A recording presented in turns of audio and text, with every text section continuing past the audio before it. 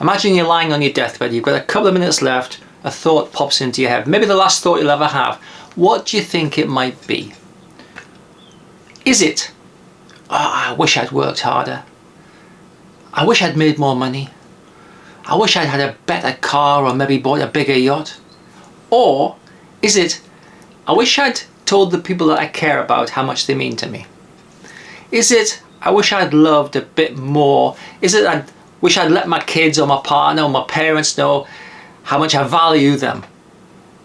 People are precious, and if you have one thought left in your life, you're going to think about the people who are precious to you. Now, the people in your circle, you know, your partner, your kids, your parents, your friends, these people are precious to you. But if we think everybody else has the same level of people that are precious to them. But in the world at large, there is a dehumanization process going on. We can see that in wars, we can see that in political systems, we can see that in any place where one group of people or one organization is persecuting another organization. When we dehumanize them, we try to strip people of some of the human characteristics that makes them precious. And when people are no longer precious, when they are dehumanized and objectified, it makes it very easy to do terrible things to them. This is the history of the world. It's sad to say that it seems to be gaining more momentum in political systems and in business systems.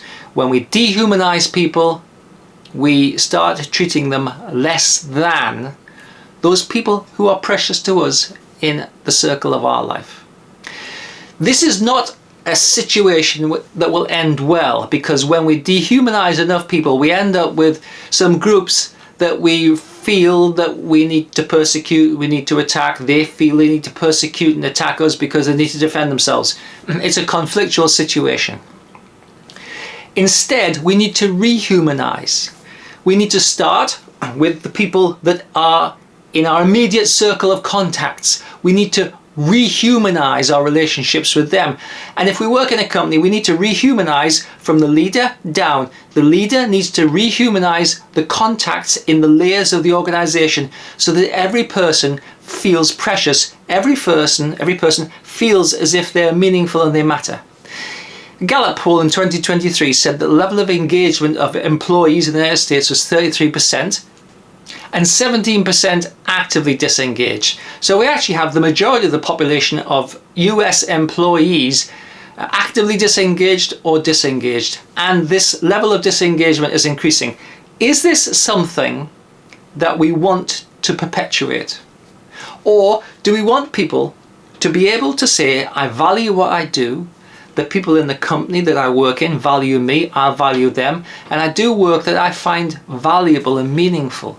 Do we want to help people to live meaningful, engaged lives, or disengaged, objectified, dehumanized lives? Obviously we want people to feel rehumanized and precious. So if you want to know more about how to help the layers of your organization or your political system to rehumanize instead of dehumanizing, please get in touch. We're at impactcoaching.uk. I'm David at Impact Coaching. My colleague is Emma at Impact Coaching. Please get in touch. We'd be really interested to have a conversation with you, because at some point we have to rehumanize.